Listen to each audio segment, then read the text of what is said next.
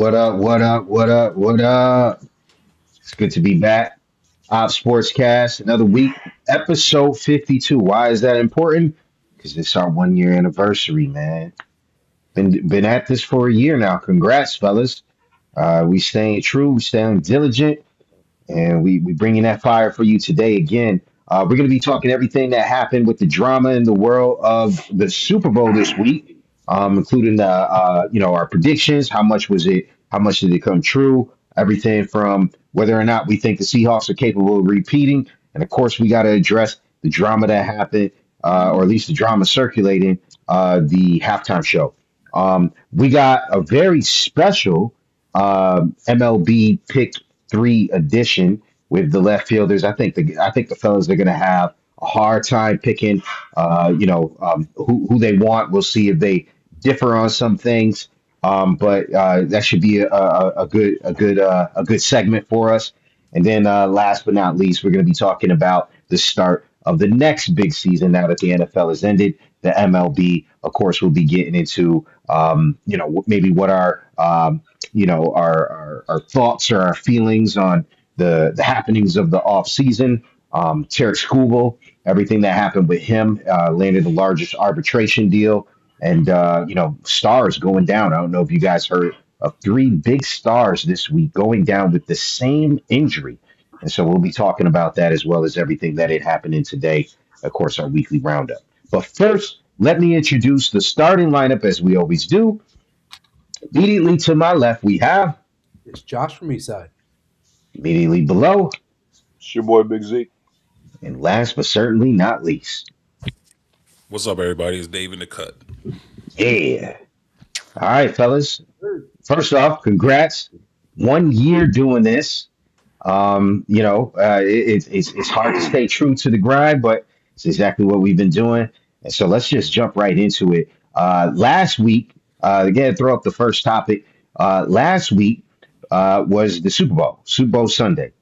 We all made our predictions, and I thought it was going to be a really low scoring game. For a while there, it looked like I was going to be completely spot on. But a couple mistakes at the end, and the final score did not look like that at all. Not if you're a betting man anyway. It was not like that at all. But the whole tenor of the game was that. I know a lot of people were also complaining that they felt the game was boring. It was mostly a defensive matchup, kind of like what I predicted. And then it just kind of got away as they tried to make their comeback. But congratulations to the Seattle Seahawks and Sam Darnold on capturing the Super Bowl this season. So how did we do? I know that Josh, you have that graphic, and we can kind of recap on that, as well as what do you thought of the Super Bowl. Zeke, I'm going to be coming to you first, but Josh, do you have that graphic up? Yes, sir. Okay. Well, that's how we predicted it. The final score ended up being, I think it was 29-14, wasn't it? 29-13. Yep. 13. Yeah. 29-13. So wait a minute. I didn't choose I didn't choose the Patriots to beat the Seahawks. Oh my! I messed. I chose the Seahawks to win. Bro, Yeah, it's reversed. So I almost had to score right for the Patriots. Flip flop. This is It's flip flop. It's flip flop. I almost had to score right for the Patriots.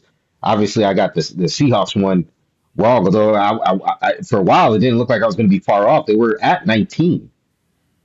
Yes. And then all of a sudden, things got kind of carried away. It was 19. It probably would have finished 19-13. It wasn't for all those mistakes at the end, which would have been pretty darn close. But Zeke, what are your thoughts on how that Super Bowl kind of played out? I know that you were kind of going for the Patriots, but what did you see? I mean, I wasn't necessarily going for the Patriots per se. I said I had reasons for both teams winning that I would be cool with. Disappointed that we don't get to see a CPZ meltdown this week, but it is what it is. I thought the game sucked, to be quite honest with you. Jeez.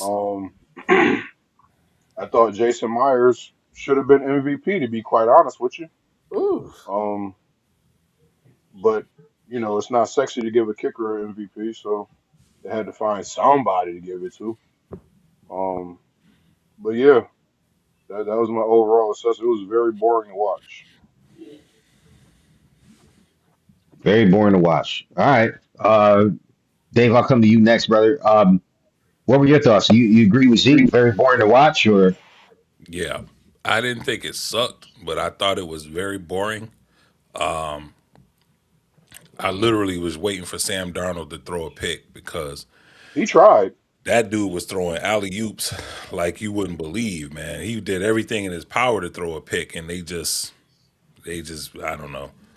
But yeah, very boring game. I thought the kicker was the MVP. I'm gonna just keep it real. I get it. You know, the running back. What's his name? Kenneth Walker. Kenneth Walker? Walker. He had I think his longest run was like 30 yards, 35 yards, something like that. He had a couple of breakaway plays. I was shocked to find out like he had like almost 90 yards rushing just in the first half, which was kind of crazy. Just shows you how much they were committed to running the ball. But boring game. I thought the kicker was the MVP. That's it. Josh, you got anything to add to that? Yeah, I mean, I guess I understand what they meant by like boring game, but for me, I like defensive games. I think that that's what made the game is the defenses on both sides, and they held it pretty tight. To I don't think I've ever watched a Super Bowl where the first 4 points on the board were all from kicks, and so um, that was to me that was just a testament to both those teams' defenses. Um, but like I do disagree with the notion that the kicker or even the punter for that matter should have been given MVP because without Kenneth Walker putting that man in range, he's not putting points on the board. And kind of like what Dave Jones said, in that first half, I think he had almost 100 rushing yards, and that's kind of impressive, especially knowing that both those defensives were top notch. So I think they gave the MVP to the proper player, and it was a pretty good game. I enjoyed it. Have we ever had an offensive MVP that never scored a touchdown in the Super Bowl? I don't It's a think. good question. Oh yeah, we'd have to do some research on that. Not sure. I mean, the kicker did have more points than him by a Kicker lot. wouldn't have any points if it wasn't for Ken Walker, though. He put him in position Yeah, every they wouldn't single have won time. the game if it wasn't for the kicker. That's If he true. if he misses a few of those kicks, the game's a lot closer than it was. Glad you bring that up, Zeke, because I'm going to use that as a segue. Kickers are important, huh? Um, Adam Vinatieri made it to the Hall of Fame. Uh, and that was one of our topics from last week, fellas, where we were talking about two notables that did not make the Hall of Fame in Bill Belichick as well as the owner of the New England Patriots. My goodness, I'm drawing a blank right now. Um, Crap. Robert Robert Kraft. Kraft. But who did make it for the New England Patriots was Adam Vinatieri.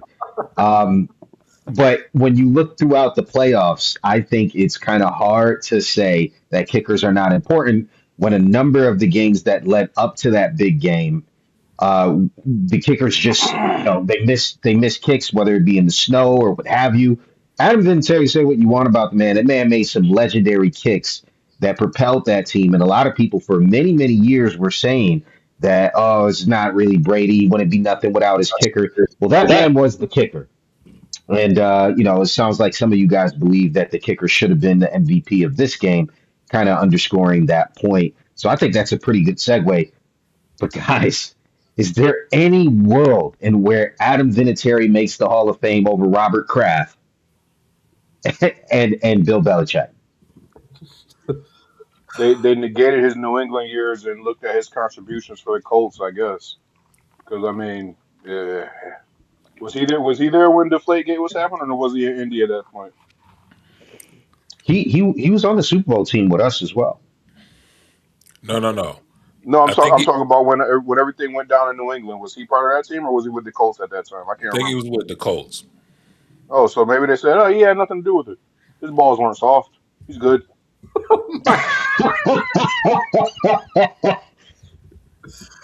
Dave in the cut is the only one that kept a straight face. I'm not messing with that, man. He's the only mature one on this podcast. He's the only mature one. Just y'all wildin', man. Crazy.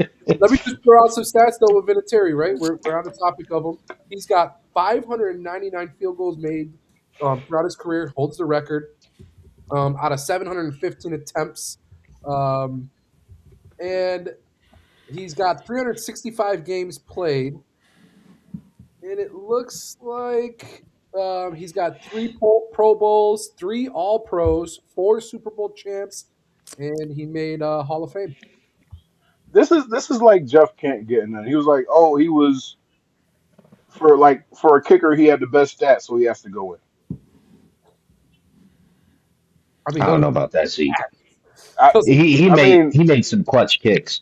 he made some clutch kicks, but I mean, to get in before Belichick and Kraft, and I mean, I'm really anticipating Brady's eligibility. I want to see what happens when he's up to get in. Can I ask you a question? Do you think that Brady's Tampa Bay years will help solidify him as although it should go based off of his numbers and his abilities, do you think that his Tampa Bay years are what's going to be his saving grace for Hall of Fame selection? When he left, the question was it Brady or was it Belichick? Right. And he went to Tampa and won a Super Bowl. Was it was his first year? Yep. And when he left, the Patriots were trash until Vrabel came through. Or Yes. Vrabel, yeah. So I was bashing Tom Brady for years. Oh, he's a system quarterback. He's nothing. He went to Tampa Bay. I was like, oh, that dude is dope. Yeah. that dude, Epitome that of dude is picking apart dope. defenses.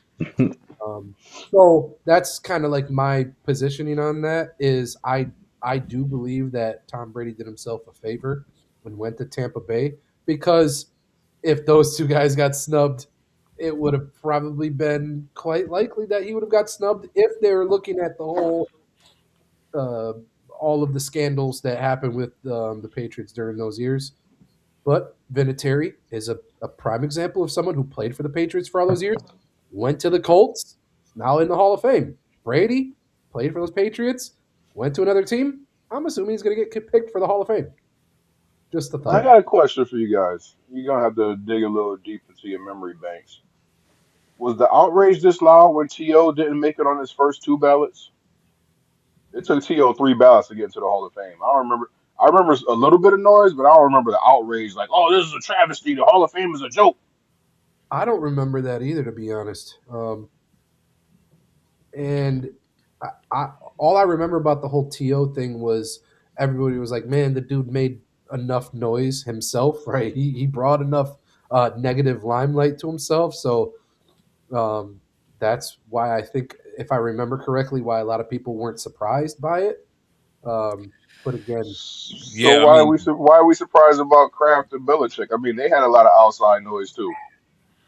yeah, I'm not a To fan at in the least bit, but him being like him being a pest and get your popcorn ready and the popcorn at midfield and all of this stuff and that really shouldn't have anything to do with him getting into the Hall of Fame. When you look at people like Deacon Jones and Jack Lambert, Deacon Jones used to smack people upside the head. He used to bite the bridge of people's noses on the field. I mean, Deacon Dude's Jones, wild, man. yo man, Deacon Jones made a living, and he let it be known that he will punch you in the side of your head. He didn't care if you lost your hearing or anything. He was a menace, but that's who he was. You know what I'm saying? And he bragged about it. They were, I mean, just if you look at some of the guys, man, they just like the linebackers, some of the infamous linebackers that this league has seen. You know what I'm saying? Dick Buckus. I mean, who was more Yeah, relentless and more intimidating and nasty on the field than Dick Buckus? You know what I'm saying? Hall of Famer. I This past week I had an opportunity to listen to To tell his story about his Hall of Fame snub, and he had Randy Moss on his podcast. If you get a chance to listen to it, check it out. If you don't feel for T.O. after hearing him fully explain it, then you might want to check to see if you even have a soul, because the way they did that, man, was super dirty. They led him to believe twice that he was going to be selected. First of all, first ballot, and then his second time around. The way they misleaded him, I'm sorry, misleaded is not a word. The way they misled him was horrible. And he had Randy Moss on his podcast. Randy Moss asked him, Randy Moss was hurt because, and there goes Peasy. Randy Moss was hurt. Early on in the show this time. What time is it? 25 minutes in. Randy Moss was hurt that T.O. didn't show up to his induction ceremony. He thought that it was a personal thing. He thought it was he had beef with him. And so T.O. went on to explain why he wasn't there. Him and Randy Moss, they're cool. The fact that he was even on his podcast was, in its own right, it was a good a thing that showed that, they're in lockstep with each other and they have each other's backs. But I don't know. If you get a chance to watch it, T.O.'s podcast is called "Get Your Popcorn Ready." Fittingly, Naturally. right? But it was a great podcast, and it was very cool to hear him tell his side of the story. Oh, to answer the question too, was I surprised, by Teal's snub? I wasn't surprised by it at all, because Teal was one of those guys in the league that he believed in what he believed in, and he wasn't going to kiss the ring just for popularity or to be liked. You know what I'm saying? And that was his right. Other players had reputations for, being unfriendly or uncooperative with the media. T.O. always spoke to the media. They just didn't like that. I think a lot of them didn't like that fact that he was as good as his ego. You know what I'm He was saying? unapologetic about it. He Yeah, let you Yeah. know, I So love me like, some me. right. It's like we can't tear him down on the field because the dude gives his all. I mean, he went and he played in the Super Bowl darn near with With a a broken broken ankle. leg. You know what I'm saying? And it's like there's just a lot you can say about T.O., but one thing you can't discredit is his heart and his drive and his love for the game. absolutely. You And know, I would expect something different from the football writers because football has this reputation of being no nonsense. It's like this sounds like something baseball writers would do. Oh, he hurt my feelings, so yeah, we're not gonna let him in the Hall of Fame. We're gonna make him suffer. You wouldn't expect that from football guys, but right? sports writers are sports writers, I guess. Yeah, Do I don't know, man. you feel football is one of those sports, like team sports, where like one bad you're like one bad play away from a winning season? Like I guess how to better ask that is football the only sport where player attitudes and playability have a greater impact on the game played? On the Nah, play or on accolades? On the play on the team's success. basketball probably. Basketball. Probably basketball. Yeah. Yeah, Okay. because I mean with football, so you got 11 guys on the field. You got the quarterback and the offensive lineman. Hmm. That's six. Quarterback got five options. So if one guy got a funky attitude, let's say for instance we look at the Eagles. Yep. All right, not to pick on your team, but AJ Brown was a nuisance all year. You still got other options to go to. Yeah. I Yep. mean, if he wants to cry about it, if your quarterback is mentally strong, it's like, all right, you soak over there. We're gonna move you around the field just so they can't say we don't have to worry about this side of the field. But I got my other wide receivers. I got my tight ends. I got my running backs. I got me. Jalen Hurts can make plays with his legs. So, Mhm. yeah, I mean, you got options. Basketball, if you got one guy out there on the court, now you play a 4 versus 5, that could be a little more tough. Hmm. Yeah. Yeah, all you have to do with basketball is James Harden. look at star players on the teams, right? And then look at when they get suspended or they get benched, for Hmm. something. Look at how it impacts not only the team but the chemistry. You know what I'm saying? The game planning.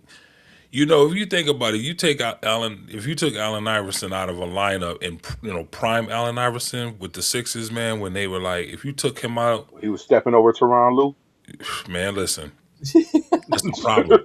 Exactly. It's just, but it's the same thing. You look at you look at John Morant, right? Yeah, You suspend John Morant, and they struggle. You know what I'm saying? And then they start trading away the chemistry guys, the guys that he had chemistry with. You start trading those guys away, and then he comes back, and it's not the same, man. It's not. You know what I'm saying? And you could do that with a lot of different players. You could just go around and say, take this person off the team, take this person. Shea Gildress Alexander, take that dude off of a 5-man team and see what they got. right. You know what I'm saying? Oh, even better. Uh oh, what happened? The cat that who's it? Halliburton. Yeah, You know what I mean? Pacers struggling. And we're not just talking about There we we're go. not talking about attitudes. We're just talking about like just them not being there. You know what I'm saying? What is the effect on them not being in the picture? Dennis Rodman was a very we spoke about Rodman a couple weeks ago, man. Like Rodman was a personality that was very hard to deal with off the court. On the court, that dude never bought any of that stuff on the court, man. Hmm. Right. You know what I'm saying? But then you look at a person like Rasheed Wallace. Rasheed Wallace, he didn't have that off the court. He was a saint off the court, and then you put the dude on the court, and he's like he hate A everybody. menace. Yeah. He You had know what that I'm saying? killer mentality. Like I want Yeah, I mean they ended up to. winning, but still, it was still a problem though Hmm. because Yeah. they were like, "Sheed, man, not you again. Come on, man. What do you know?" Luca can fall into the same category. Luca loves to argue. I don't think since he's been with the Lakers, he's been as bad though. Probably can't. That's too much. That's too much spotlight to be in. Yeah, man. So there you have it. That's my piece. Welcome back, Peasy. Welcome back. Man, I don't know what happened, but it wasn't letting me get back in. But Bro, you went. uh, Oh, This is a day of yeah, tech failures. yeah, yeah. Hopefully that don't happen again. I'm not really sure why that happened. But did we get into the halftime show? No, nah. we did not. Good segue. All right, let's segue. Okay, so the main controversy that has been spreading the airwaves, at least leading up to the Super Bowl, and most definitely after the Super Bowl, has been the fact that Bad Bunny performed at the halftime show, with a lot of people saying that they didn't think he deserved to be there because obviously most Americans don't speak Spanish and for other reasons as well, depending on your ideology too, because TPUSA also had a competitive halftime show where they were airing different. I think it was country singers. I don't listen to country. Be completely honest, I don't really listen to secular music either. But that's neither here nor there. But with that said, there was a lot of drama about that, and so depending on where you fall, either politically, ideologically, or if you're just like, man, I think American sports should have American speaking or English speaking performers. Guys, after seeing the halftime show, and I'll go to you first, Josh. After seeing the halftime show, did you think that it was just another halftime show, completely appropriate, or do some of the criticisms you think land? Huh, I'll answer the first part of your question. Yes, it was just another Super Bowl halftime show. Um, I mean, let's be honest. I don't think anyone was watching the Super Bowl and hoping um, anyone of really a faith background was watching the Super Bowl in hopes for a revival, a worship revival to come out of it. I don't think that'll ever happen, to be honest, because that's not the platform. If it ever does, praise God. Like okay, cool. God got his limelight that he deserves in one of the biggest stages of the year, but I highly doubt that that'll ever happen. And so, did it surprise me? No. Would I say that I was impressed with the Super Bowl halftime um, show?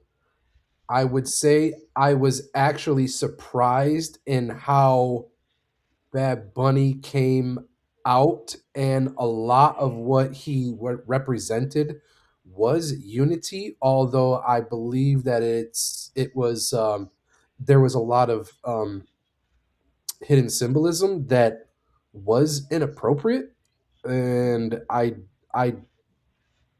I think I'll leave it there. I mean, for me, I was surprised that Bad Bunny didn't come out in a dress and push the whole LGBTQ agenda fully. That's what surprised me because that's what everyone was talking about and that's what everybody was expecting. Um, and is that fair to Bad Bunny? No, but can you say that anyone is wrong for assuming that because that's typically how Bad Bunny presents himself off of the Super Bowl stage? Maybe it was fair. I don't know. Um, but there was a lot there. But I will tell you this: the most impactful moment for me was when Bad Bunny was on top of the house and the roof collapsed and he dropped in and he dropped into a house full of white people. um, and I felt like that imagery was kind of dope because it was basically him saying, here you are. I'm now in your homes in the greatest on the greatest stage of the year for sports people, and it was kind of just that symbolism of like, regardless of what you like or not, I'm here. I'm on this stage.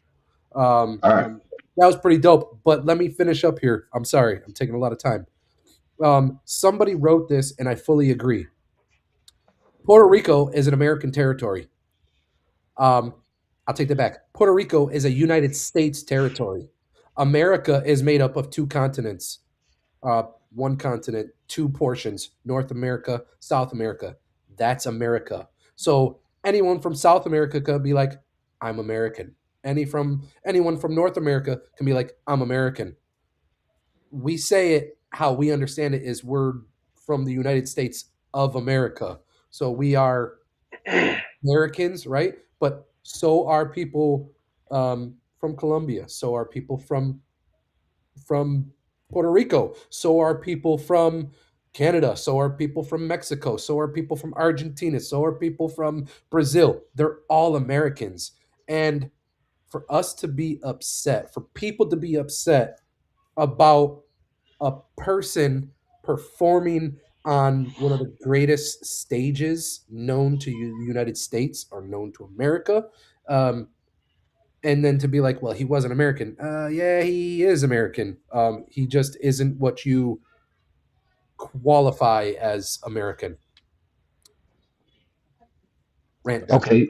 All right. I'll come to you. I'll come to you next, Zeke. I just want to throw this in there before you go. Donald Trump responded to the halftime show. He said the Super Bowl halftime show is absolutely terrible, one of the worst ever. It makes no sense. It's an affront to the greatness of America. So clearly, he doesn't agree. And this is the commentary that's out there, right? That the football is considered an American USA kind of sport, not a North and South American sport. And he follows that up with saying doesn't represent our standards of success, creativity, and excellence. Nobody understands the word this guy is saying. He said the dancing is disgusting, especially that young children are watching. And so these are the criticisms. Zeke, when you saw that halftime show, agree, disagree? What were your thoughts? I actually enjoyed it. I too did not understand a word he said except for like I'll say I didn't understand like 99% of it. Um, because I don't speak Spanish, but um, I enjoyed the music. I enjoyed the it just looked like they were out there having fun, man. It was definitely a vibe, and the storytelling throughout all of it. Um, I wasn't surprised that he didn't come out in a dress. I think he just said he was going to come out in a dress because he knew everybody was going to be like, "Oh my God, he's going to come out in a dress." He played on their emotions, and that was funny the whole time. Like people were worried that he was going to come out and probably like perform a seance or something. It was just going to be straight demonic. The man out there, he went out there, he represented his country. He he had fun. I didn't see a problem with the Super Bowl halftime show. I just thought it was funny that everybody who said they weren't going to watch had hours and hours worth of commentary on the show. Like you didn't watch it, how do you have an opinion on it? Um, it's just I don't know. I could say a whole lot more, but I know PZ's pressed for time. He likes to keep us on the time schedule, so I'm Actually, gonna let me draw digress. a little bit more out of you, Zeke. Some people are speculating on why the NFL made the decision to have Bad Bunny. Do you have any thoughts on maybe why they included him? He's one of the top artists in the world, if not the top artist in the world. Like the problem with people in the United States is they think the world revolves around them. Like I don't know him, so he must be trash and he doesn't deserve a stage at the Super Bowl. Like Josh said, America is made up of more than just the 50 United States.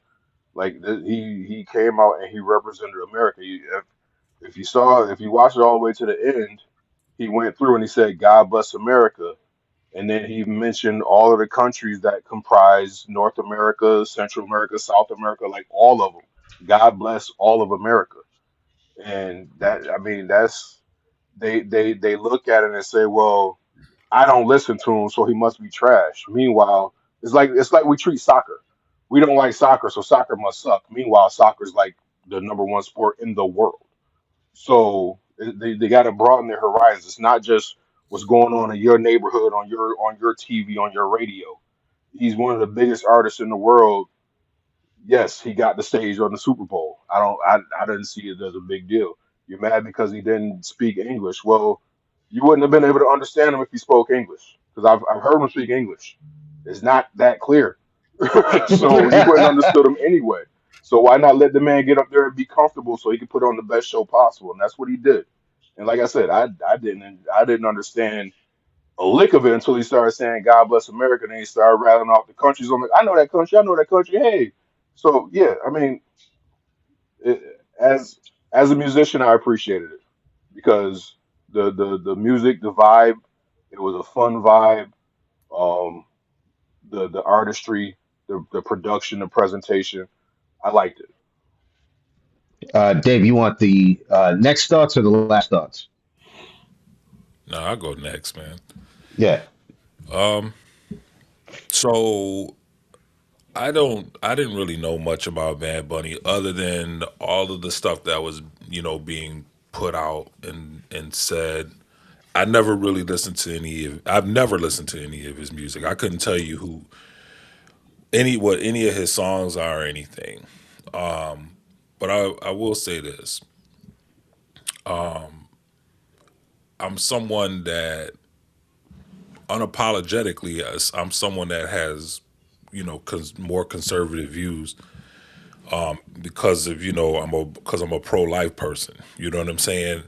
That being said, I can't disagree with what Donald Trump said more because Bad Bunny played us all. And I say that respectfully because he trolled before before this performance and made people think that he was gonna go into this performance a scorched earth, that he was gonna do everything to push back the narrative on him, and that he was just gonna do his own thing. And I'll be honest, all he really did was come out and aesthetically and from an entertainment standpoint give one of the best halftime shows that I've ever seen. And I say that because it was very selfless with who he is. If you just look around and read about him and what people who follow him and people who like him, what they say about him, he had every opportunity to make that moment about himself. He had some of the biggest Puerto Rican and Latin icons in that performance, musically, culturally. There's a lady that owns a drink stand from Brooklyn. He had her there, and it's a social club actually. And forgive me for not knowing the name of it, but he had her there. The symbolism and the love that he showed to Puerto Rico, to his island, you know, was unmatched. I thought it was great. People are like, there were some things, there was symbolism, there were some things in there that you could look at and say, oh, see, he did that. There it is. That he put. But you know what? Me and my wife will sit and we'll watch TV on any given night, and we'll see a Cialis commercial where they have men, being affectionate with each other in a commercial. We're talking about like a prime time commercial, and the show will come back on, and then we'll go to commercial. It'll go to commercial again, and we'll see that same commercial again. You know what I'm saying? So you get hammered with that same imagery on regular TV. And if you weren't really looking for that kind of stuff in the performance, you would have missed it. You would have there. I think there was one image of some guys dancing, and it was there, and then it It was wasn't. on screen for like 2 seconds. Yeah, it was there, and then it wasn't there. I just thought that his performance was very selfless. He seemed to showcase everybody except himself during that performance. I didn't understand anything that he was saying. Like, I'm like Josh, I understood 99.9% of it. My wife's Puerto Rican. You know what I'm saying? My thing is that I get sick and tired of people saying you're in America, speak English. It's like, are you freaking kidding me? Like, this country is made up of people whose first language was not English. So, and that's historically, right? We have immigrants that came here that couldn't speak a lick of English, man, and that helped to establish this country into what it is. Take that for whatever you want. You know what I'm saying? I'm not going to get into all of the immigration and all of that nonsense. I'm not getting involved in that. But what I'm going to say is just that him representing his his homeland, his island of Puerto Rico, those are Americans. Those people are Americans, and so people can stop with all of this. You know, They don't even. He didn't even speak English. He should be speaking English. It's whatever, man. Who died and made you boss and decided that just because we're here, like it's a must. Somebody's gonna put a tool to your head and force you to speak English. I thought that was nonsense. For one, I enjoyed the performance, man, and I was blown away by how much love he showed to his people and his island. So that's For my take. sure. All right, so I always try to just be as consistent as possible. Like, I don't like the whole, as you know, I'm kind of like you, more on the conservative side. Um, I don't like the whole identity politics thing, and I'm actually discouraged by what I'm hearing after that performance. because for those who don't know, I'm Puerto Rican, but Christian first, and I was nervous about that performance for this reason. Um, I really thought he was going to come out in a skirt and completely embarrass the Puerto Rican people. I really thought he wasn't going to do it, and I was going to be like, I don't want to see that nonsense. I'm gonna turn it off. I don't want to see that. That's not what he did at all. And yeah, throw that back up on the screen. Um, Johnny Prats, the very beautiful Johnny Prats, said, I'm glad that he represented our culture so well. It took me back to my childhood. He also showed some of the struggles we encounter in Puerto Rico. She was referring specifically to, if you guys recall, during the performance, he was climbing up on an electrical pole. And I Hmm. don't know if you understand the significance of that, but I do. um, yeah, the island has a lot of problems with their grid, and so he was trying to point that out. But he was also, like you said, he was paying homage to the culture, and no problem with that at all. I think the problem for me is like the backlash that I thought some of the backlash was earned Well, beforehand, Right. where it was there like bro was talking about like I might come out in a dress like bro, don't represent my culture like that, bro. You know what I You mean? really thought he was gonna do that though? Like you That's what they never were know. you thought saying. that was a serious threat? Why not? Why You not never Zeke? know. Zeke, you don't know anything about Bad Bunny if you think that that's I do, but I wouldn't expect you him to do take that know, moment bro. and Bro, you do know that okay, he's on multiple occasions, not just wore dress, but like pretended to be a full woman. yeah, So, yeah, I so do. that's not out of the realm of possibilities here, right? It's not like it was far out in left field, right? Of Okay, that being one of the range of outcomes. And so I was very glad that that was not the case. And I'll take it one step further. Like people saying that, like, oh, well, he should have been there, speak English and everything like that. Listen, I get that, but you don't understand what the NFL is trying to do. And this is my take on that. The NFL is trying to become a global brand, right? They're trying to become a global brand. Why do we know this? They're getting ready to try to go to war with the players union about not just adding the 18th game to the regular season, but also requiring every NFL team Yep. to play at least one international game. That's right. So if every team has to play one international game, they are trying to attract an international audience. Now, what do we know about the Super Bowl just domestically? The Super Bowl attracts casuals. They attract casuals to the game. People who normally don't watch the regular season will watch the Super Bowl because it's a cultural event. Now, taking one step back from that, I understand why some people are upset because they're like, yeah, this is our cultural event. This is our cultural event. It should be a homage to America in USA, right? I get that.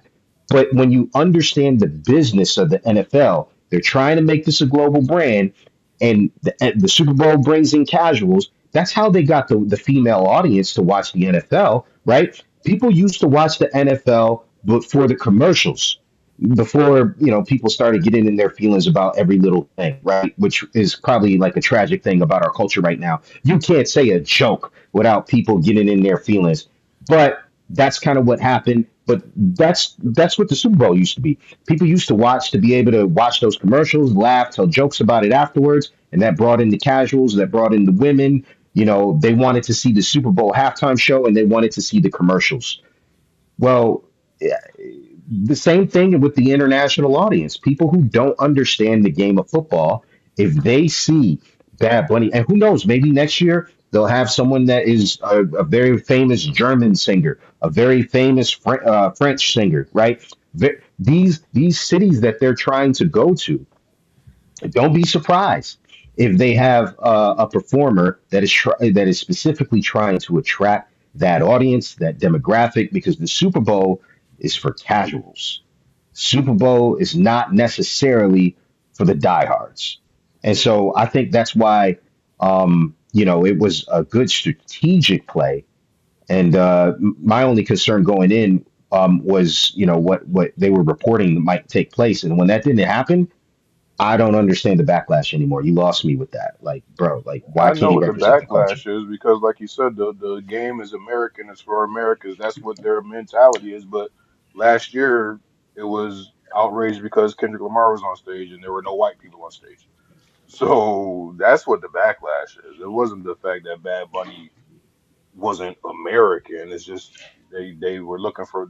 Uh, I guess Lady Gaga wasn't white enough for them. She was on stage and they just totally glossed over that because she was the only one. I don't know. You know, what's funny, Zeke, is that we were talking about this earlier. Like, people say, "Oh, I don't understand the language."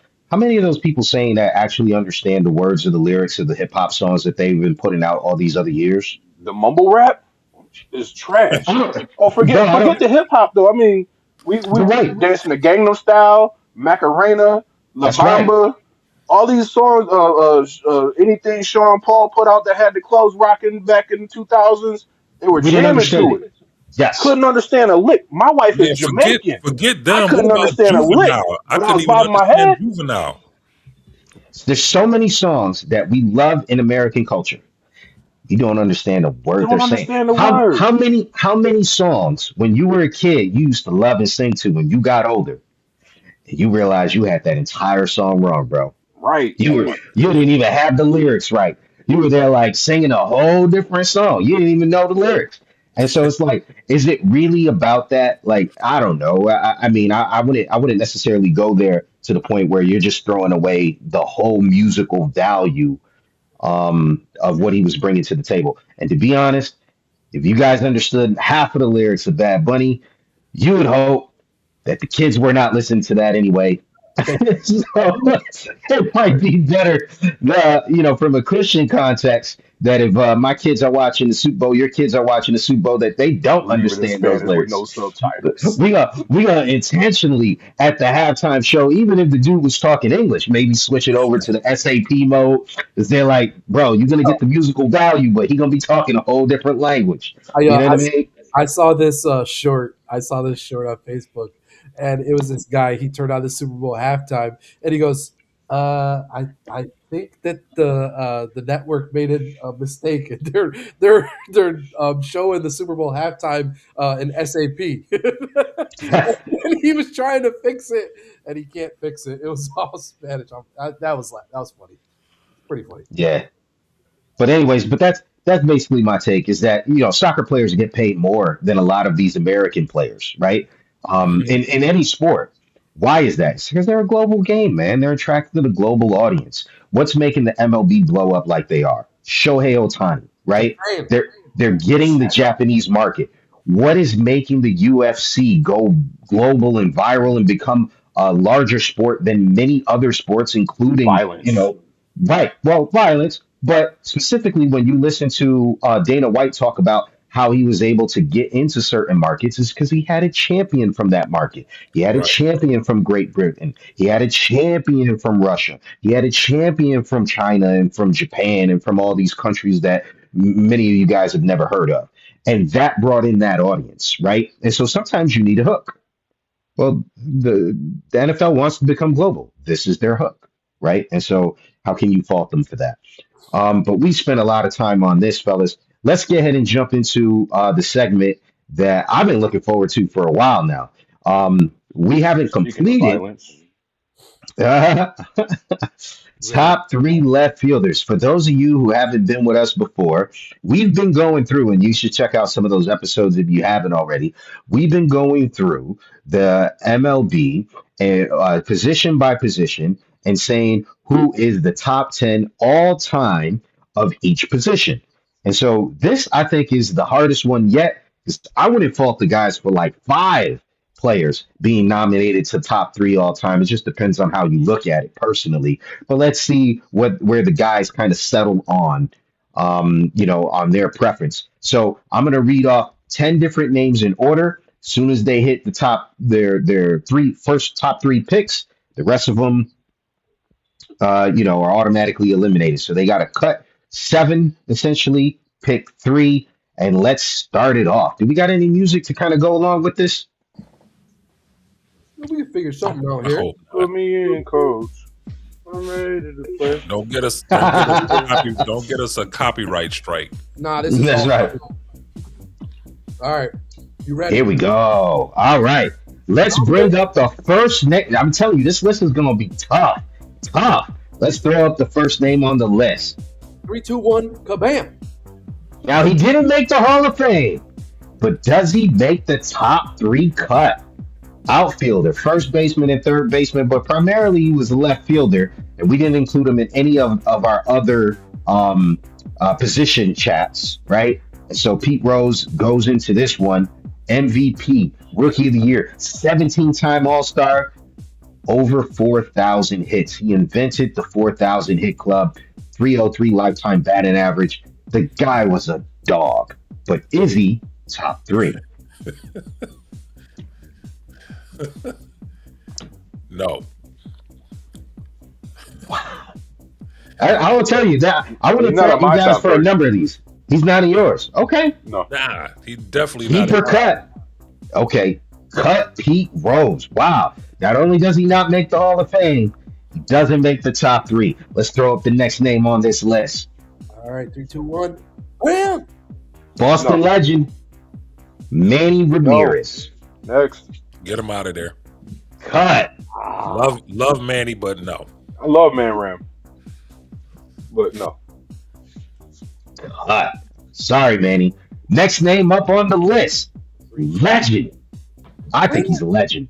Absolutely. Ricky Henderson. Ricky He's in my Henderson. top 3. It's not even a question. Not a question. We Not a have question. our He's first in there. selection. We have our first selection. The Ricky man Henderson. changed the game. Like he brought power to the leadoff spot, and he stole all the bases. Like, yeah, that's Ricky. And Ricky going. All right. If Ricky was here, he'd tell you how good Ricky was, and he'd tell you in third person. That's right. That's right. He's got a stadium named after him. It's unfortunate that won't be the case anymore because the Oakland A's are now the Sacramento A's, and then they're going to become the Las Vegas A's. But Ricky Henderson literally had a stadium named after him. And so if you're going to like pick anyone, I would think it would have to be Ricky. I wasn't sure if you guys were going to pick him with the other names on the list, but I'm glad you did. Go ahead and throw the next one up. We got a round of applause. We special. We fancy. Stan Musial, Ooh, boy. Hall of Famer, He three-time probably would have MVP. been fourth on my list. Man, there's nothing usual about Stan Musial. Look at that WAR, guys. That's the thing that throws me off. The WAR, 128 wins above replacement. For those who don't understand what the stat WAR means, which means an average player would have accumulated or helped his team win 128 less games than Stan Musial over his career. 7-time batting champion, 3-time MVP, 3-time World Series, 24-time All-Star. Unbelievable. Keeper cut. Nah, he wasn't. He played 3 different positions, man. So he wasn't like a dedicated left fielder, in my opinion. So I'm done. We didn't put him in the first baseman though. So That's cool, but left field, right field, first base, kind of like Pete Rose. He was all over the place. yeah, we didn't put We were Stan picking Musial four. in the first baseman. If we were picking 4, he'd be in there, man. Yeah, he's like the first out. Those numbers are nuts, though. Like, He was a numbers are beast. nuts. Don't get me wrong. He was a beast. That's gosh, Listen, I'm I'm not not gonna gonna lie. lie to you. A lot of times I come into these segments with my top 3. So if Chris ain't lining up with me, then I'm gonna be left picking like I don't know Coco Crisp or something. But my yeah, It's tough. And I know who I want.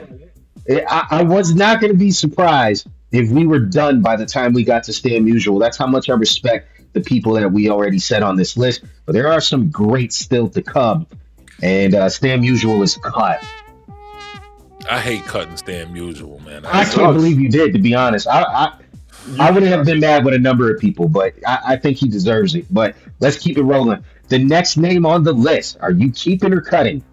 this is number 5. 3, 2, 1, bam! Babe Ruth. Oh my God, He's never showed up on any of our other lists. Zeke, look at this WAR, Zeke. Bruh. But left field though, I thought Babe Ruth was a right fielder. We didn't put him in right field. We didn't, but I thought he played most. I thought he was right field, first base, pitcher. We could have I put don't him think, in when right. I think Babe Ruth, I don't think left field. Oh, there's plenty of right fielders that we can throw in there for sure. Right See, field is going to be a lot of my position bias is based on what I see on MLB The Show. I'm not gonna lie. I don't Right. remember ever seeing a Babe Ruth left fielder card. So I never thought of that. I mean, the numbers are there, but I don't think left field when I think Babe Ruth. So Like it says if we were, I think for outfielder, it probably would have been safe to do like top 10 outfielders. To break it down by position, like you said, is going to be tough. But I don't think left field when I think Babe Ruth. yeah, it said Yeah. he's prominently known as a right fielder, but he spent a significant time in left field. it could have went either way. I think right field is crowded, and so it made a lot of sense to do Babe Ruth here. But Oh man. he's on the list. Keeper cut. He didn't even get 3,000 hits. Get him out of here! I'm joking. Nah, cut. I mean, Dave, I hate to be so cut and dry about it because I know that's your boy. That's George. Some He is consider him Mr. the Yankee. greatest of. You do realize Oh, some consider him the greatest player of all time. yeah, not me.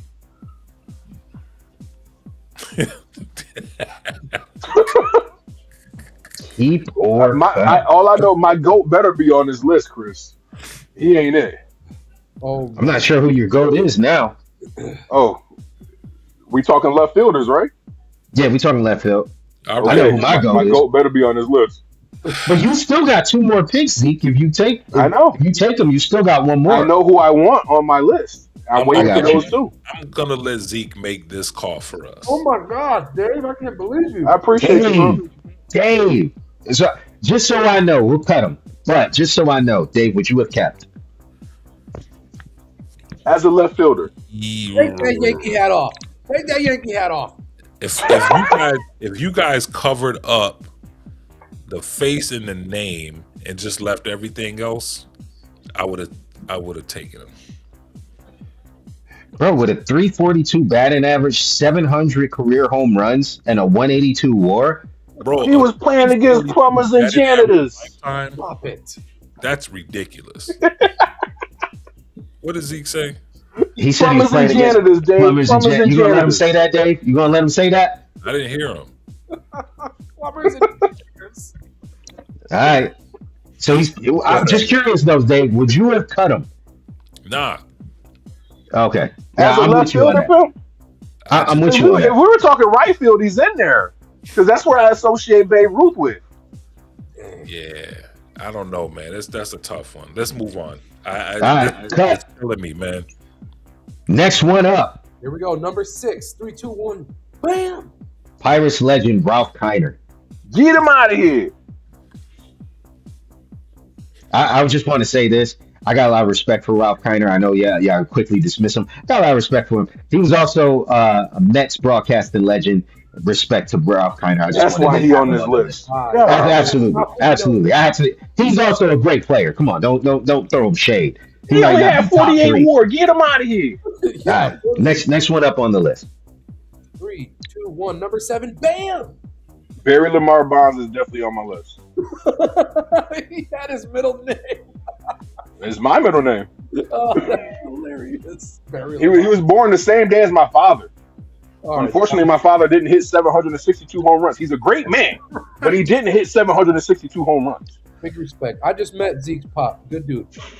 I fully thought this list would be over by now with Barry Bonds. I did not think I would have to read off any other names because I Why thought not? this. You can't say that. I thought you would have picked one of the other ones. Time out. How many more people do we have, Josh? You have 3 more to choose. 8, 9, and Okay, if my last guy isn't on this list, then this list is fraudulent. But we can keep going. Dave, keep or cut. Keep. All right, next one on the list. 10. Wait, got him. What the heck? Number 8. 3, 2, 1. Bam. No, Yaz, Yes, I know somebody No. named Yaz, and it's not a male. Carl Yastrzemski, the the Boston wrong Red Red. Sox. Next, All right, next Yo, one up on the list. diabolical. Dave, you're in agreement with that. I'm sorry, Dave. You know what? Zeke's My bad, Dave. Right. Yo, He's just taking over the show here, huh? I'm It's gonna like stay quiet for the last two it's picks. You Uno, let bro. me you let me kick.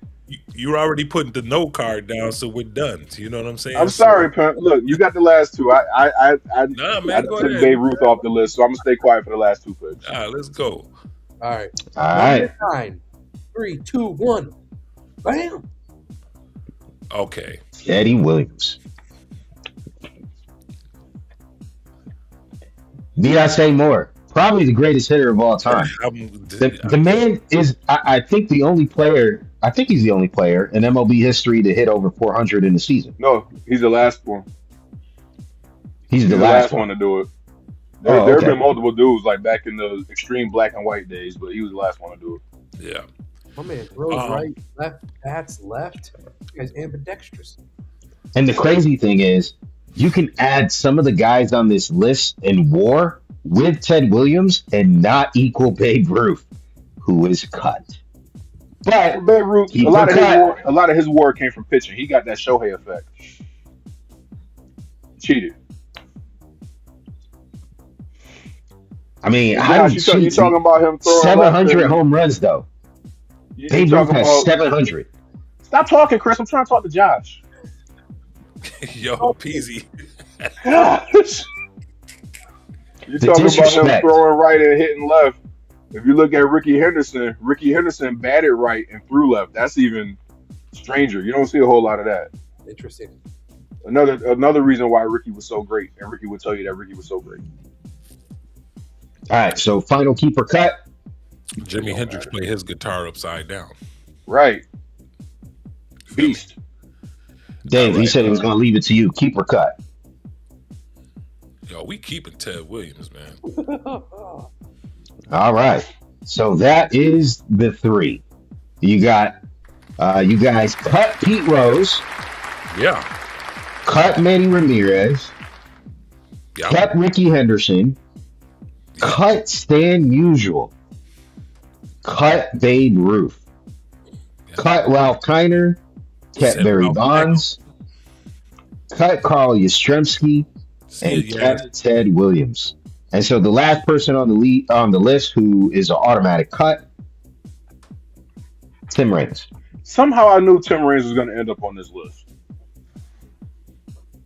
Yeah. I mean, he was a good player in his career. He He wasn't Ted was, Williams. but No, he was not Ted Williams. He's probably the weakest one on the list. I saved him for last, so that way you want to get mad. But yeah, but there's like 5 people on this list, bro. I would not have been mad if you selected them. Like like we said, first, Stan would have been number 4. And I mean, if we had room for 5, I probably wouldn't have put up an argument about Babe Ruth. But you got coming Babe into Ruth this, 5. no, I'm saying if we had an argument for 5 people, then I wouldn't have said nothing when he showed up on the. I know Dave was heartbroken when I absolutely dismissed Babe Ruth, and it wasn't nothing personal, Dave. I promise you, it wasn't nothing Nah, personal. man. It's just, with Ruth, it's hard, man, because he was a pitcher, bro, and he was mostly like right field. Every time I heard stories, it was about him in right field. I didn't really, Yeah, you know what I'm saying? So with that, man, I'm like, Peasy did you dirty. yeah, He put the lollipop on the screen just to snatch it from you. yep, he did. Messed up. I told you this was going to be the toughest one. I'm not gonna Yeah, but you lie. I cheated. would not. Why did I cheat? He Babe Ruth played is left not a left field, fielder.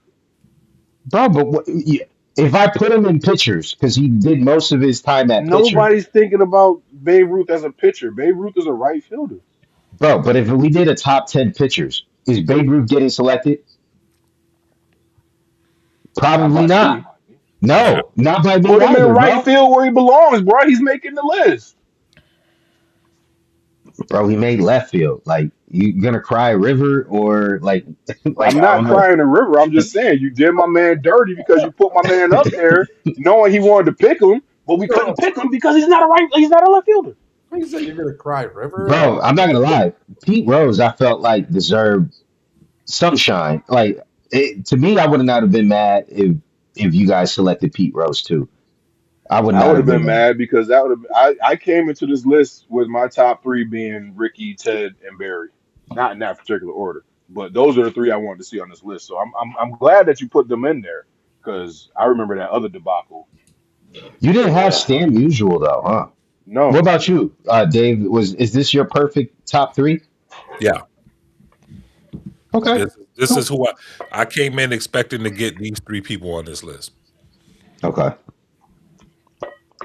Babe Ruth made it and hard. for those of y'all that are watching, I promise me and Dave don't discuss this beforehand because that would be cheating. Man, we But play MLB the show, and we're yeah, based we're on like minded. Very good, fellas. All right. Well, we are running out of time here, so let's keep it moving here. MLB season is kicking off, uh, and so I think probably what was in the news with the MLB season was just a couple things here. Tarek Skubal, historic arbitration. He got $32 million payday. And for those who don't know, arbitration is where you kind of argue what you're worth. It's kind of a weird situation in the MLB where the team kind of like owns your rights for you can't really enter free agency yet, but there's a weird period where you can kind of argue for what you're worth between arbitration board. And he lands the largest arbitration deal in MLB history. And he beat the last arbitration deal by a pretty wide margin, too. Which the Scott Boras joked that if they forced him to go into court when he had his day, he was going to bring his two Cy Young awards with him and just throw them on the table. What we He talking didn't about? have to do that. He didn't have to do that, but that's kind of how that went. Also, the news today: Chris Bassett signed with the Orioles on a 1 year deal. And what we wanted to talk about was whether or not we thought the signing of the Detroit Tigers, both Tarek Skubal to that record arbitration payday, but then they go out and they sign Skubal. Guys, do we think that Skubal is on his way out and that Framber Valdez is the replacement for him? And if so, when do you see that happening? Dave, I'll go to you first. Okay, so what was the first question? Whether or Because I not you know think about if he was the replacement. uh, Framber Valdez is Scubal's replacement, and if so, when do you think we see Scubal leave? End of season, beginning of this, before the season starts, trade deadline. What do you think? Okay, so Schoolboy is on the last year of his current deal with them, correct?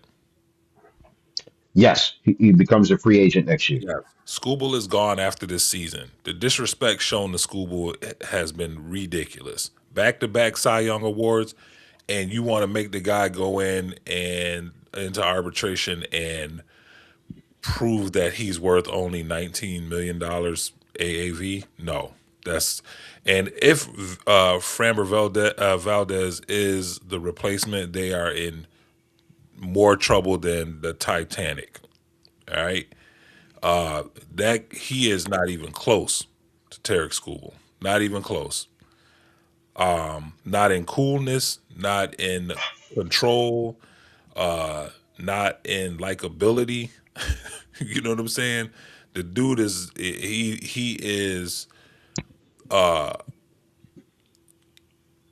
is one episode away from drilling his catcher again. So yeah, I Scooble's gone. Scooble's not re-signing with them. The disrespect that they've shown to him has been ridiculous. Do So you think that's a smart choice for him or for them? for the Tigers to kind of hang on to Scubal as long as they have? Uh, well, I mean, somebody's gonna go down, and they probably will need to, need some pitching before the deadline. However, the asking price is going to be astronomical. So, if they don't do it, they get nothing out of him. You know what I'm saying? So they've paid him $32 million for the season, and they lose him. So it has to be a great offer for them, and they got to find some people willing to play the game with them. It takes two to tango. They're gonna need some teams with some assets, man. And I don't know if who's out there right now that Because this dude is worth a lot, man. You talking about? Come on, man. Back to back Cy Young, Framber Valdez, the replacement, please.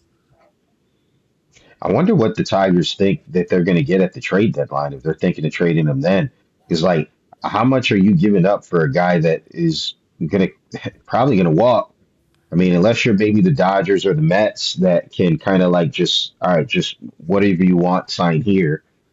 I mean, you're kind of limiting your options, are you not? If you don't trade him now, um, Listen, Kyle Tucker just got a 60 million AAV from the Dodgers. Scooble should have gotten that money, right? And Scooble's not a dude who needs, who needs mental health week during the season, to recuperate because the fans booed him. That really happened with Kyle Tucker. They gave him a week off because his feelings were hurt because That the is fans were booing so him. crazy, And man. this dude just landed a 60 million per deal with the Dodgers.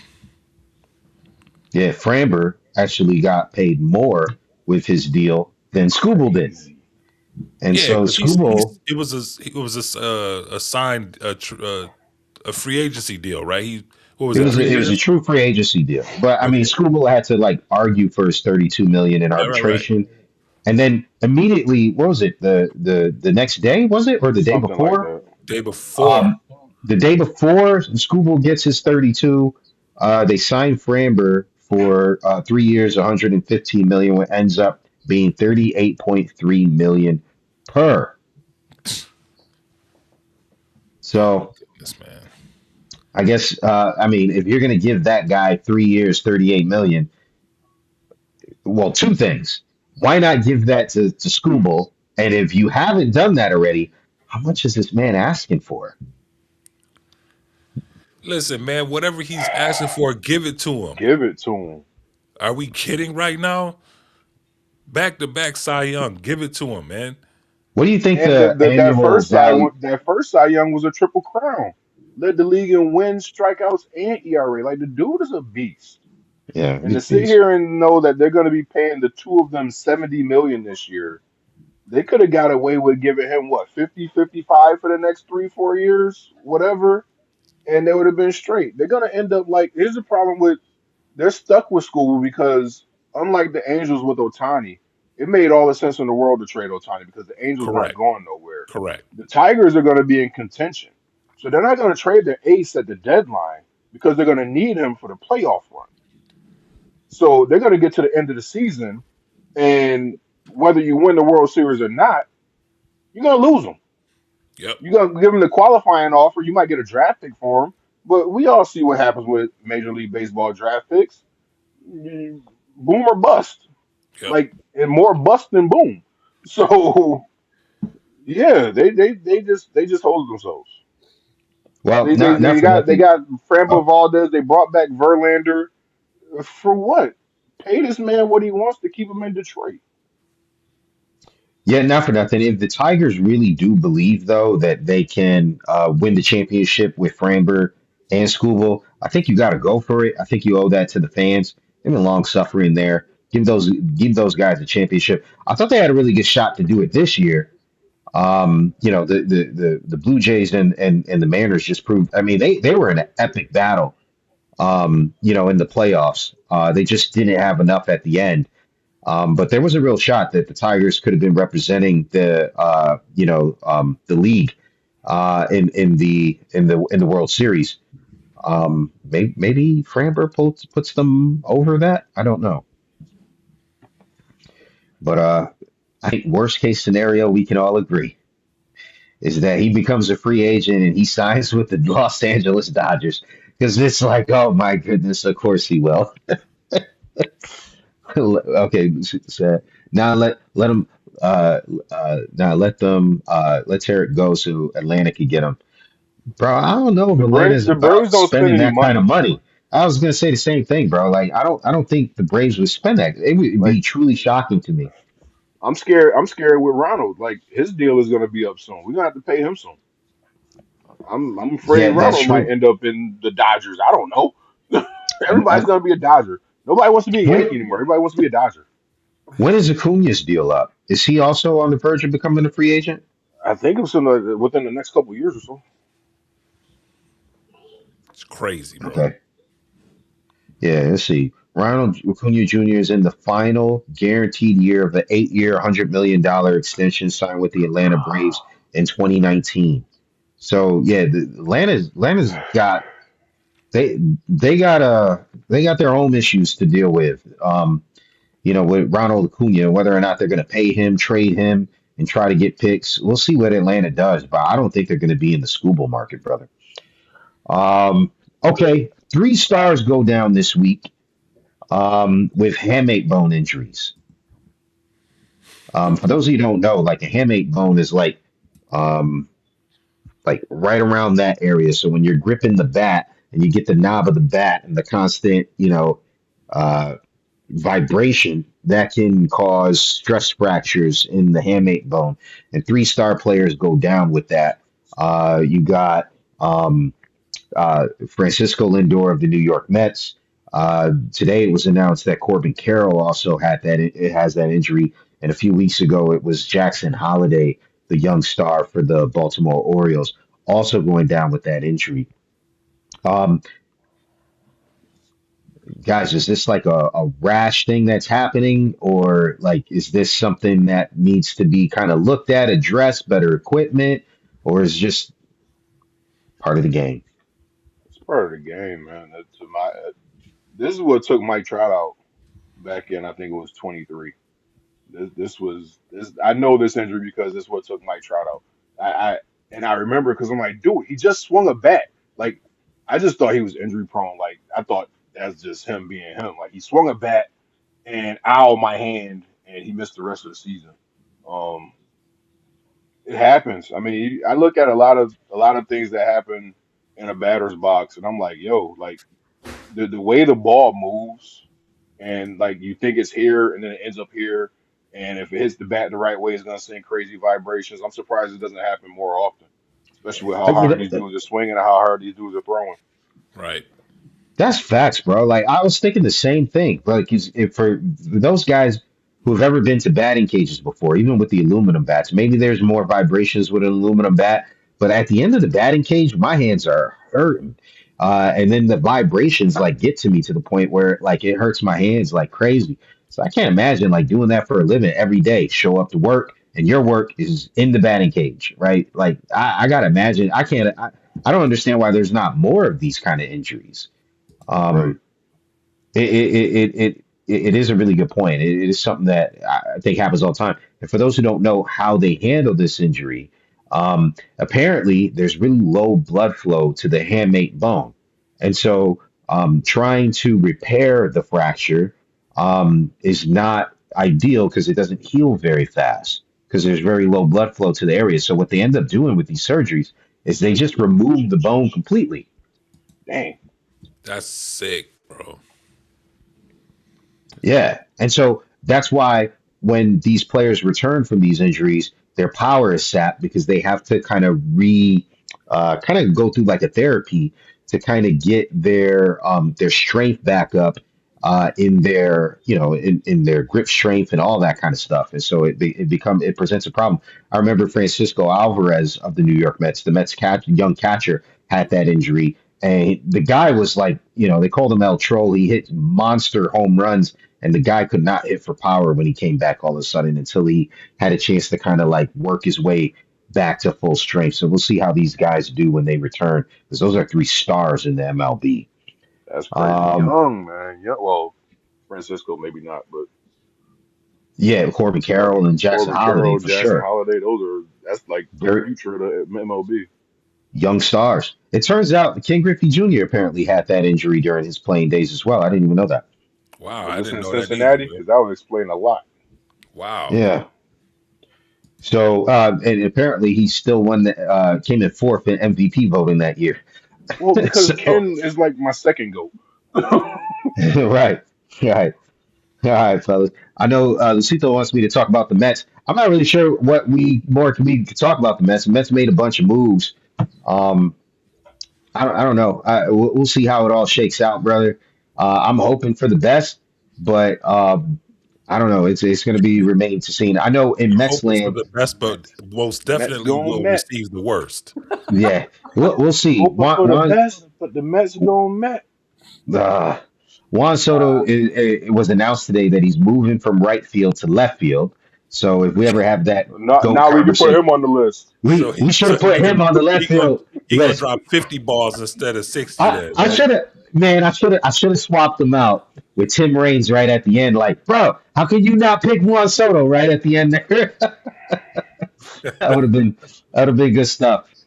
Or maybe I'll just put him on the right field list. That'd be cool too.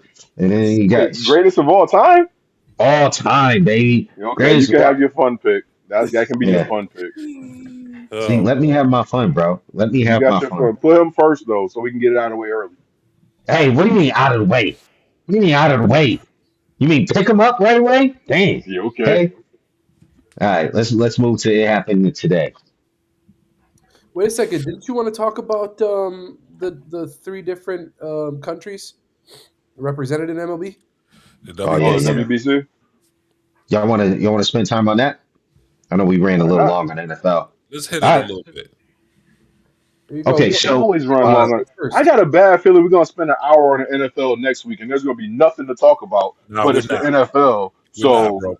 P's gonna talk about it like, where's Tua gonna end up? Nobody cares. throw it on the screen, Josh. Which one? Which one do you want me to show first? Uh, you don't have a mashup with all the rosters? Here, Okay, USA. so all right, that's fine.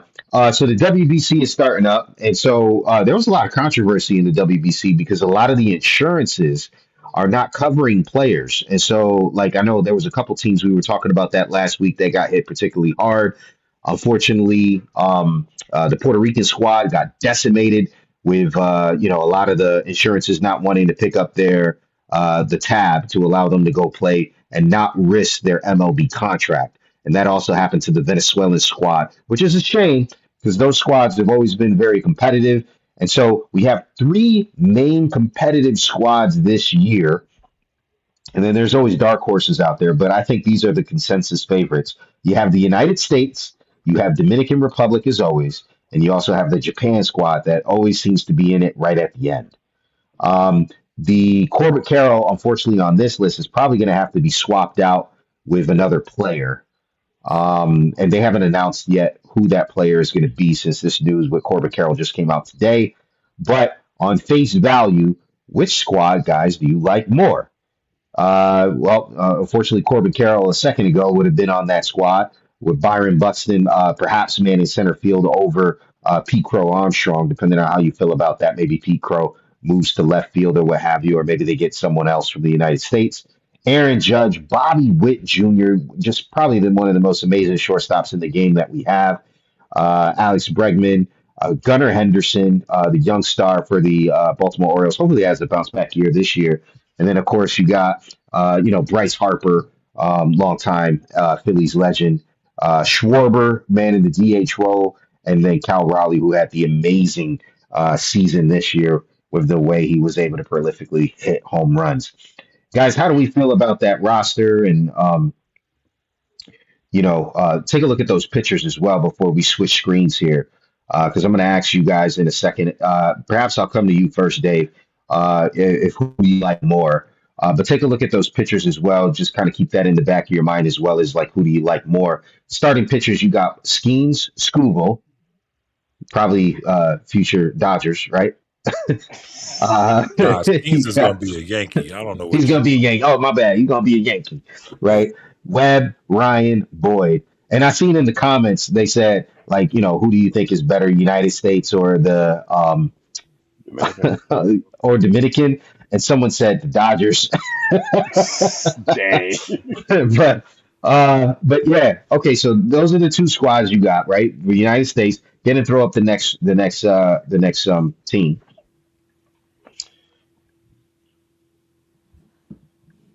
This is going to be Mm, Dominican Republic. Okay, and this mm, squad is mm, mm, stacked mm. too. But I mean, head to head, it's tough. But who do you guys Why like did more, Juan Austin Wells Soto? make that team? He's Like A one of lot of Dominican. these people said things the is same not thing. like the other. Apparently, Austin Wells is like grandmother or something like that is Dominican. His mustache is Dominican. That mustache Why you is hating, man? not Dominican. I'm sorry.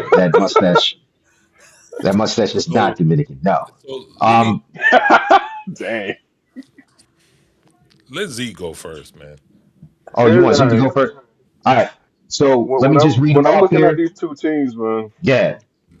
I think I think the U.S. has like the advantage in pitching. Like that rotation is sick. You got Skeens and Scooble probably going to be like the top two pitchers for the next decade in the league. Um, but when I look at this lineup for the Dominican, these bats are sick.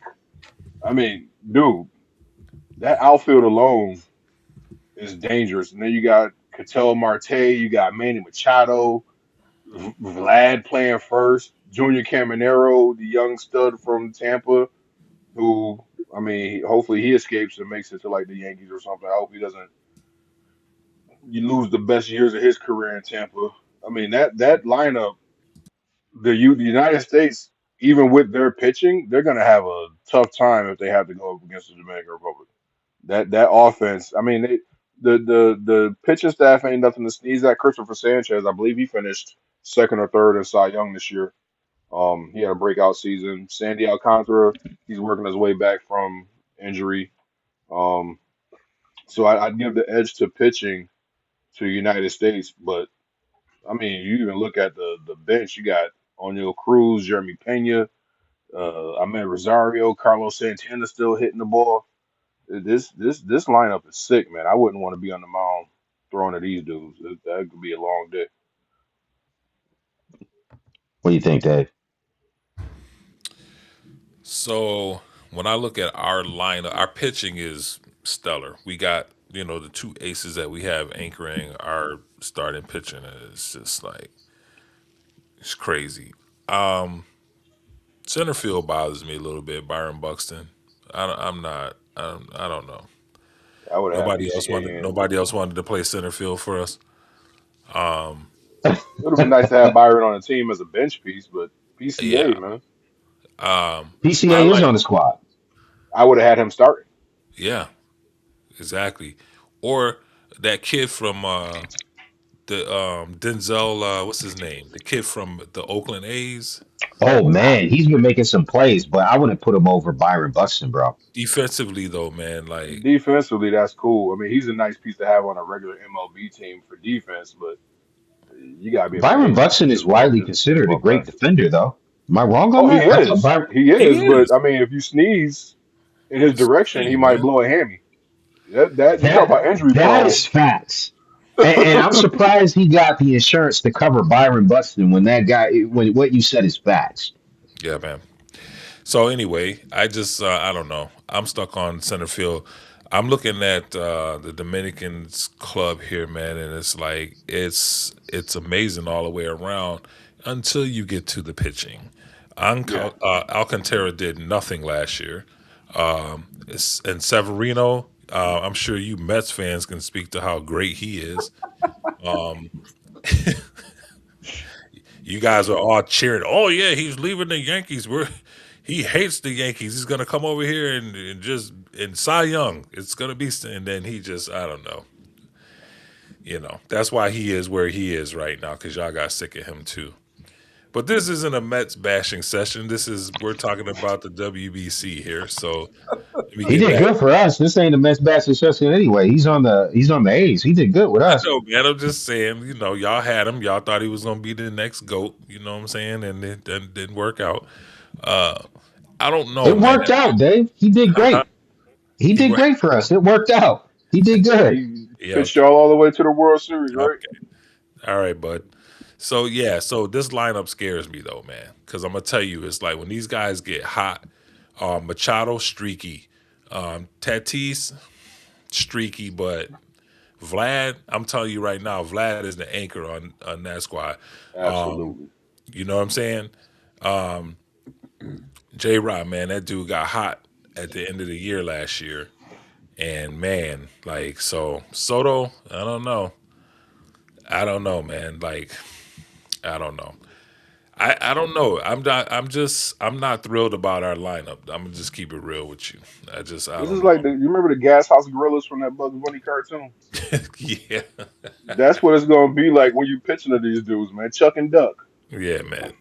So I don't know. It's gonna be interesting. I think I think the Dominican team runs away with it though. I'm gonna keep it real. Hate to be anti USA, but Oh I boy, think they I gonna think get these you. guys, you know, Here come the I don't know. redheads. Here goes our viewership right down the drain. Yeah. But you know what? Like, Stop, man. I'm going to have to agree with Lucito in the chat here. Lucito said he thinks the United States got it just off the pictures. And that, brother, was my exact take. I I think like when you're looking at these lineups, they're so close. They're so close. Can you go back to the other screen, the U.S. team, Josh?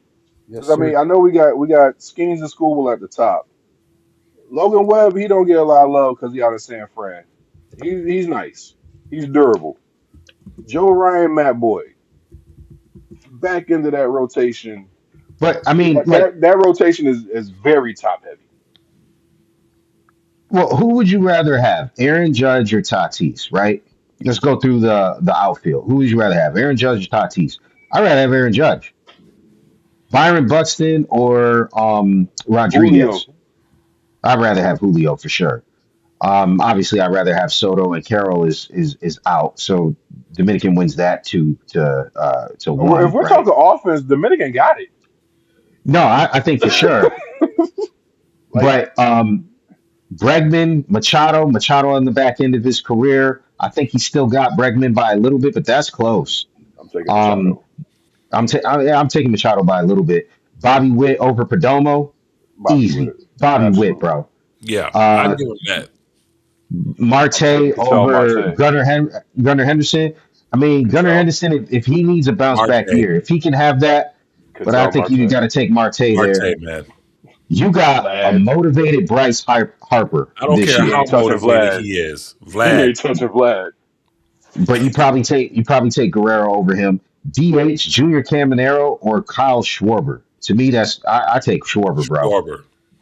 Schwarber. Austin Wells or Cal Raleigh, I'm gonna say Austin Wells. Jumper. Hold on a second. I'm gonna say bro, Austin Wells, man. Listen, why? I'm bro. gonna tell you why. Because Reason y'all didn't why. let me pick Listen, Babe man. Ruth, but I'm gonna get Listen. some Yankee love on this podcast. No, man. That's Listen. exactly it. No, it's not. When them Dominican boys get him in that Mama Joanna, it's gonna be over, man. What? That, dude- You that dude, guys, we still got to that look dude at gonna start. He Japan gonna though. play like Johnny Bench, man. I'm telling you. But see, but this is Mama my Joanna point. boy, he gonna get that, man. It, They gonna be. if you Man, listen, that beer gonna position, the beer gonna come in. The mustache gonna be thicker. It's trust me. but this is why I think it's so close because positionally, I think U.S. wins four out of those nine positions, right? And so that means that Dominican wins five out of those nine, and so they're only up by one position. But the pitching, I think they dominate. I'd rather have Skeens. I'd rather have Scooble.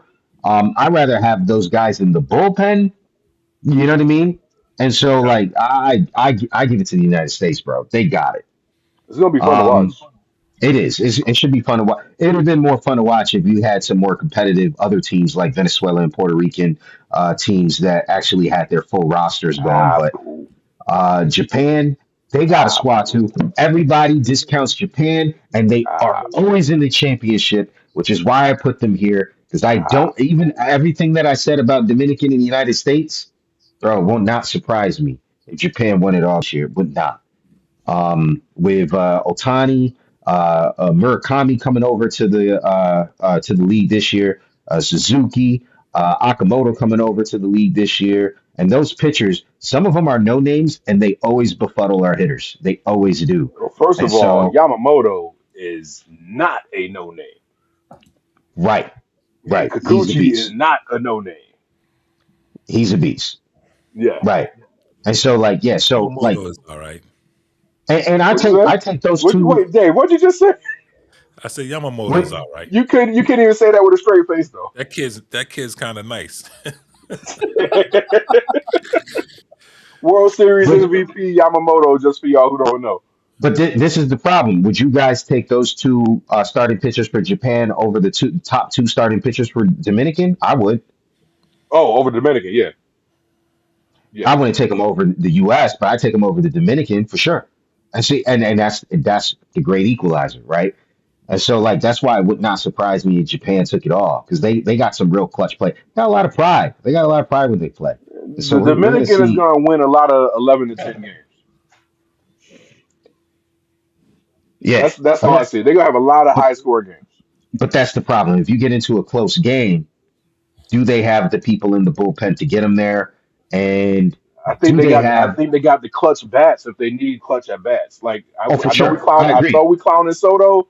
Me and Dave, we Soto, yeah, yeah, yeah. But I don't want to see him at the plate in a in a clutch situation No. Bro, because he's either going to get on base or he's going to get the big hit and win the game for his squad. Yeah. But that's And why Japan, you I can think say it's that with a lot of them dangerous. boys. I think it's dangerous for Dominican because if you're counting on that, you got to also keep in mind these guys are elite defenders, and so you got to hit it where they ain't, or you got to hit it over the wall, which they're certainly capable of doing. But with those kind of elite defenders out there, you don't want to trust that. You want to have those lockdown arms so you don't have to even deal with that. And these other squads have that, and I don't think Dominican does. And so that's why I think it's going to be close. did Japan put every single Japanese player in the MLB on this team?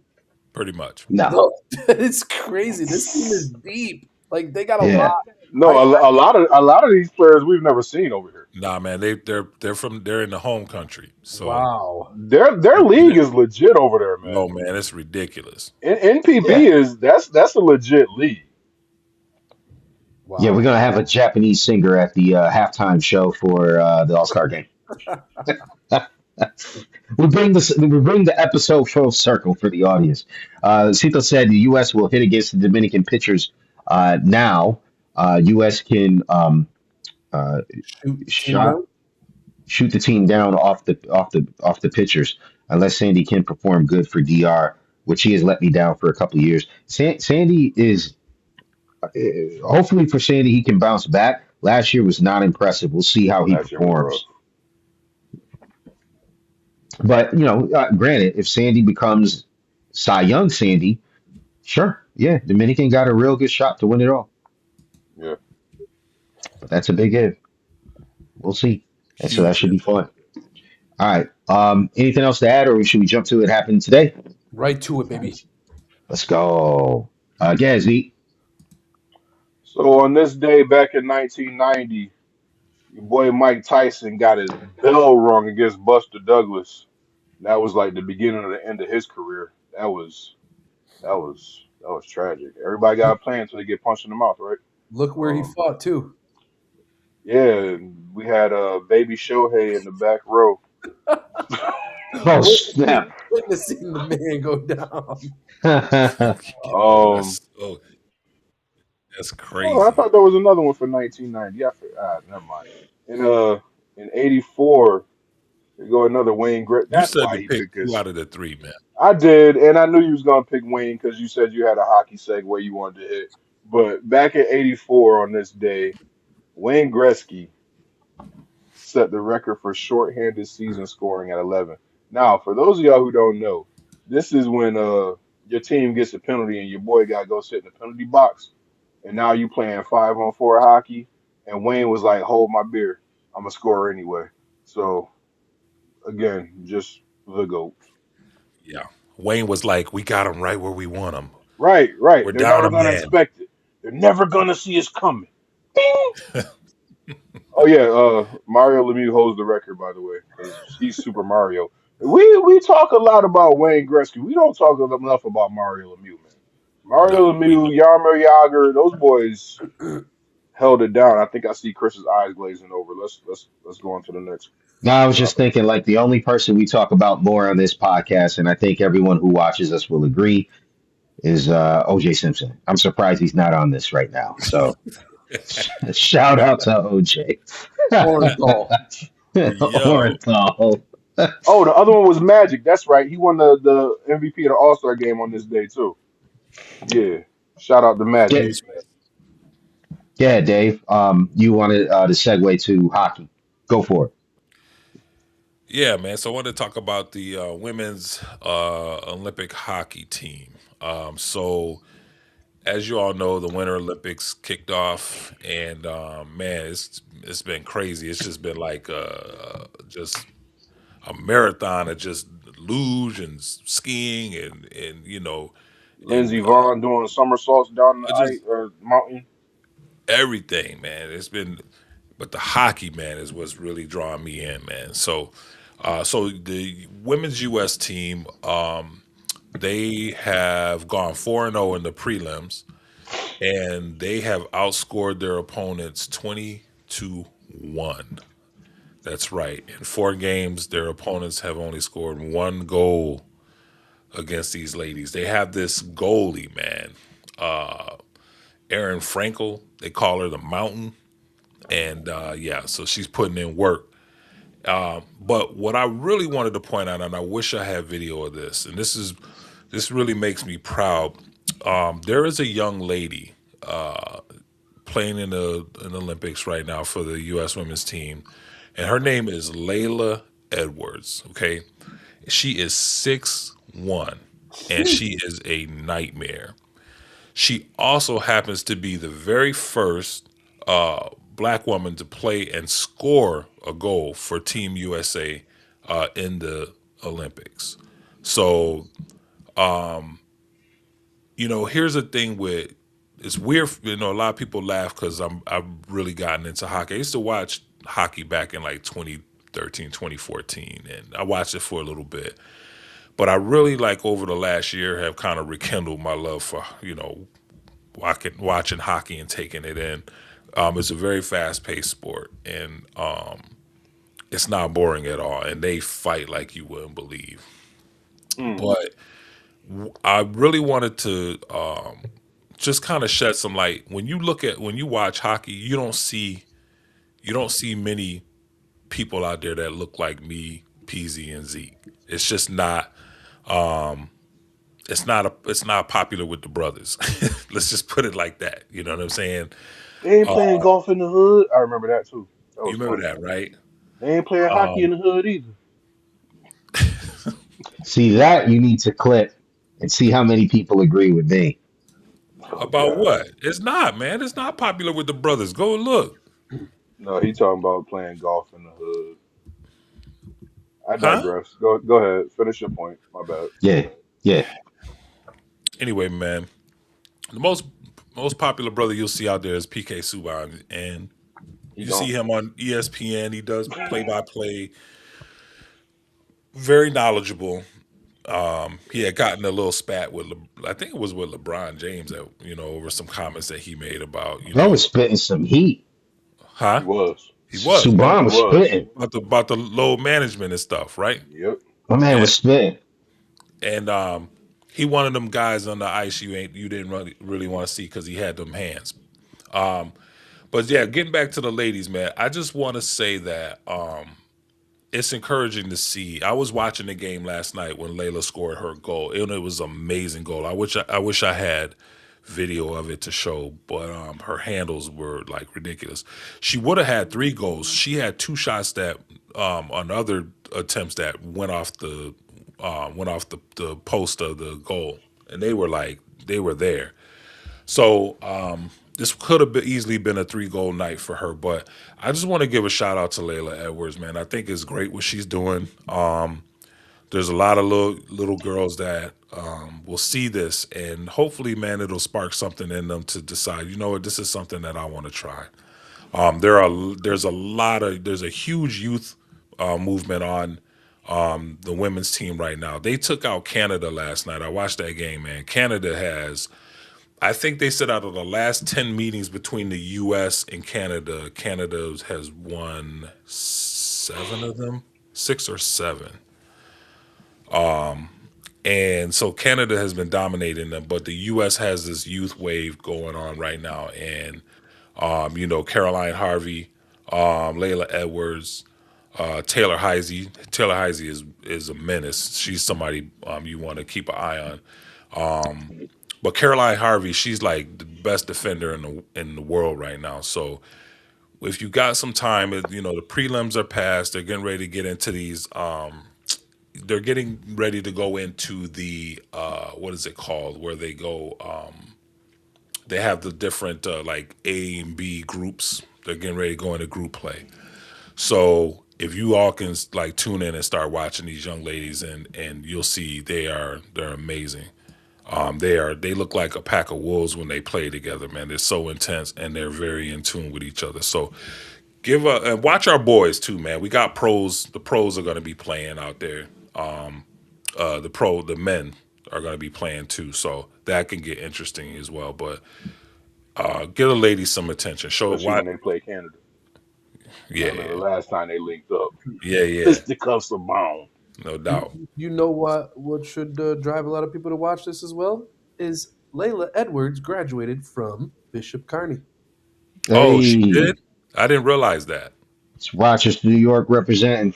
I did not know Represent. that. Yep, she grew up in Ohio, She grew up and in she went Ohio. to Yes, she graduated from Bishop Kearney. did not know that. And Bishop Kearney, from what I understand, they have a like an amazing hockey program. Yeah, that's crazy, man. Makes sense, yeah. So yeah, I didn't even know that, Josh. Thanks for sharing that, man. Yeah, of course.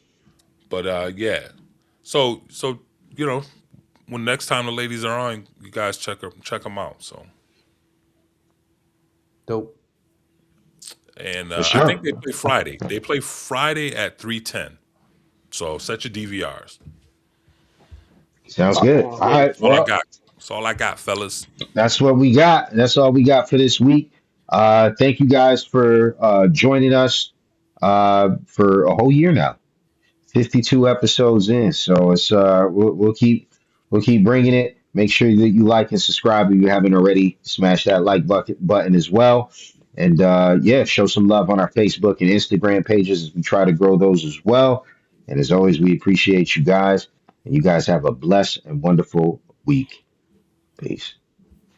Deuces. Peace. Deuces. Doses.